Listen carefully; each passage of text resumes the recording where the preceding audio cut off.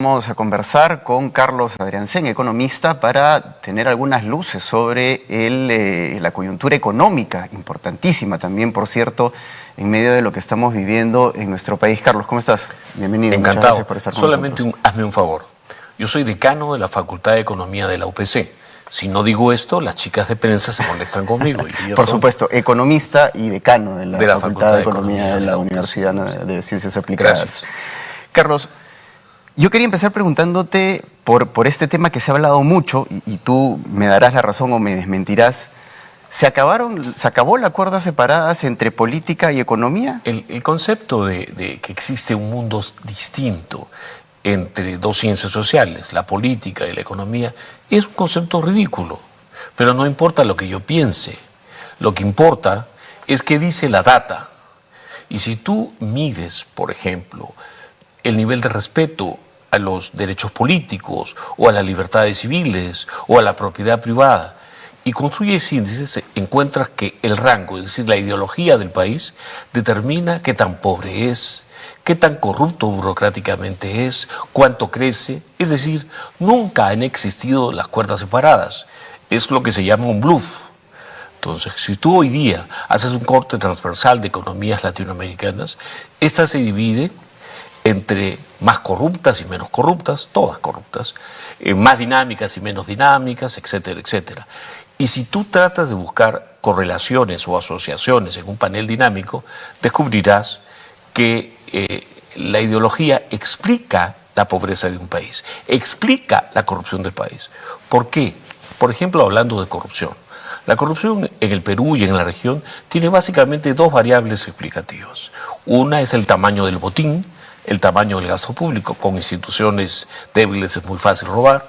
Y también el grado de libertad política o de opresión política. Cuanta más opresión, más corrupción. Quien quiera resolver la corrupción en este país tiene que entender que por el momento tiene que bajar el tamaño del botín y reducir la opresión, aumentar la libertad de los ciudadanos. No importa lo que uno crea, eso es lo que dicen los datos.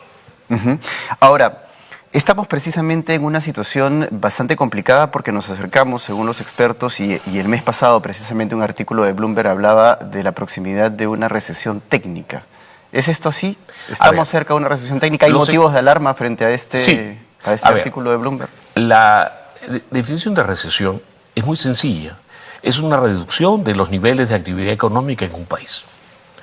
Esta reducción bien medida debería capturar, por ejemplo, los flujos de inversión extranjera, privada neta de depreciación.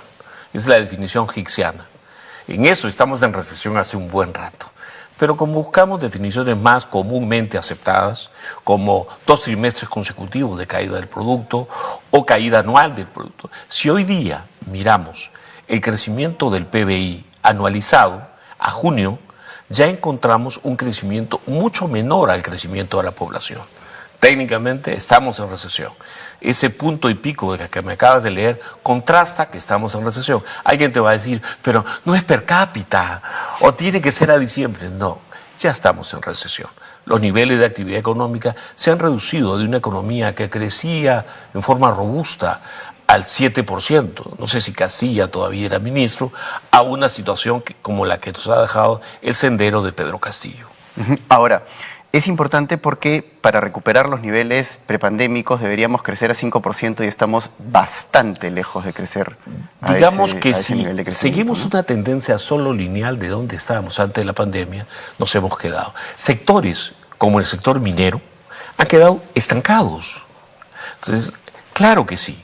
No nos hemos recuperado de la pandemia, pero lo que es peor, no fue la pandemia.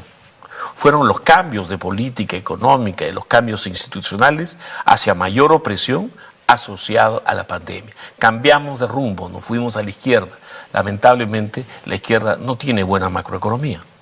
Y la izquierda usualmente dicen, todos ya son lo mismo. No, sí existe diferencia. Los regímenes que piden mayor intervención estatal, es decir, mayor opresión en ámbitos políticos y económicos, son más corruptos, más pobres, menos dinámicos. No lo digo yo, a mí me gustaría que no fuera así, pero la realidad es la realidad. Y la desaceleración, que es algo en lo que sí hemos caído, es verdaderamente preocupante porque está impactando seriamente, por ejemplo, en el empleo formal, ¿no? En la la inversión pobreza privada, ¿no? Y en la pobreza. La pandemia nos dejó 3 millones de pobres más, otra sociedad. ¿Y por qué se da el incremento de la incidencia de pobreza? No existe mejor predictor de la reducción de la pobreza que la inversión privada. Y la inversión privada está colapsada. O sea, no es que, como algunos dicen, el gobierno anterior fue inepto. Yo creo que sabía lo que estaban haciendo. Tienen una visión política que requiere de pobres. Como dice el influencer Petro, si los pobres se vuelven de clase media no van a votar por mí. Entonces cometen errores que los técnicos decimos, caray, qué mal están. No, ellos tienen un objetivo distinto.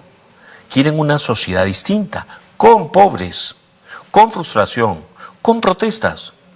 Y bajo, digamos, bajo la premisa que usted está planteando, efectivamente la clase media se ha pauperizado. Se ha pauperizado. Es cada vez más vulnerable y está cada vez más en el rango de riesgo de caer en la pobreza. Y la pobreza urbana en nuestro país ha incrementado preocupantemente. Y no es solo nuestro país. A cualquier televidente nativa hoy día se le puede preguntar, ¿usted puede creer que la tasa de incidencia de pobreza en Argentina sea 40%?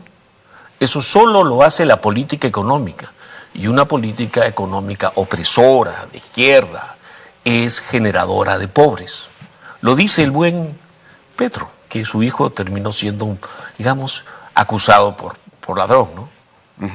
Pero, digamos, algo en lo que se han caracterizado todos los gobiernos, desde el nefasto primer gobierno de Alan García, claro, es que han respetado de alguna manera, y el cambio constitucional, por supuesto, es que han respetado el capítulo económico le han respetado además la autonomía del Banco Central de Reserva, lo cual ha sido fundamental para que no nos vayamos al hoyo más rápido de lo que podríamos Me quedo con lo segundo. Yendo. Se ha respetado y se debe seguir respetando la autonomía del Banco Central, lo cual no quiere decir que nuestra inflación a fin del año pasado sea una de las más altas de la región, por más que tengamos estabilidad cambiaria. Pero lo concreto es esto. En realidad nos estamos manejando con grados de libertad muy alta.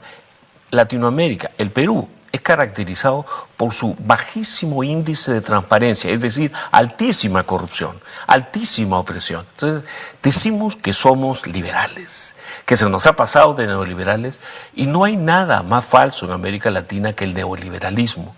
Hemos transitado hacia la izquierda. Si tú mides los índices de libertad política o de opresión política, como quieras, que publica Freedom House, o los índices de libertad económica que publica Heritage, te vas a dar cuenta que en la última década hubo un marcado tránsito hacia la izquierda, hacia la opresión. Por eso crecemos menos. Por eso, gracias a Dios, tenemos una autonomía del Banco Central, pero tenemos más pobres y más corrupción. ¿Cómo salimos la economía de esa situación, Carlos? Bueno, la economía nos dice que si tú quieres bajar la corrupción burocrática en un país como el Perú, busca sus predictores o las variables que se asocian, como el tamaño del botín, redúcelo y elévale la libertad a la gente. Una de las cosas enormes del discurso de la señora, la presidente Boluarte, es que implicó un cambio. Castillo era un desastre, amenazaba la mayor pobreza de este país. El hecho de que venga otro viene con bono. Si la señora Boluarte no hace mucho, vamos a tener igual un bonito rebote. Pero es fundamental entender que la ministra ha querido que sea el gobierno el que gasta, no tú, no el señor camarógrafo, no el pueblo, que es la desgracia que ha hundido a la Argentina. Cuando el gobierno quiere gastar en lugar tuyo, te quita libertad, te quita recursos. El Estado peruano, bien medido ahorita, es 30%, el gobierno, del PBI, para el producto per cápita que tenemos, es una carga atroz, considerando lo corrupto que es. Es bien fácil responder la pregunta, pero dime, en los hechos, ¿cuál es el país, el gobierno más corrupto del Perú desde que hay cifras? El último. El último es más corrupto que el anterior. Es un proceso de prostitución institucional el que vivimos. Y hay que revertirlo. Lo que dice la data es, ¿quieres acabar con la corrupción? Reduce el tamaño del botín, deja que la gente gaste mejor. Y eso nos lleva, por ejemplo, al niño. ¿Por qué en un país desértico, de pronto que llueva y haya agua, es una desgracia? Alguien me tiene que explicar eso. Deberían haber ciudades debidamente diseñadas, represas y una infraestructura que haga que el país sea más rico, porque hay agua, tendríamos mucho más agroexportación, pero le damos al Estado la responsabilidad. Y pasa lo que nos pasó en la pandemia, le dimos al Estado la responsabilidad de combatir la pandemia y en los despachos del MEF se negociaba la compra de vacunas, que eso es escandaloso, con postores. Pero también no podrá negar que teníamos hospitales o clínicas privadas que cobraban una barbaridad de dinero. A ver, para las clínicas un privadas y toda institución privada debe cumplir la ley. Y para la ley le pagamos a los burócratas. La corrupción es un fenómeno burocrático. Un burócrata decente no es coimero, no es coimeable y no es cómplice. Así que empecemos. Si quieres culpar a los privados, que los que incumplen la ley son delincuentes, en lo absoluto, estoy pero digamos, más que feliz que esto pase. Pero entendemos que la corrupción, si los burócratas dieran la talla, no existiría en el Perú. Muchas gracias, Carlos Adriancén, economista y decano de la Facultad de Economía de la UPC, ha estado con nosotros en Al Vuelo.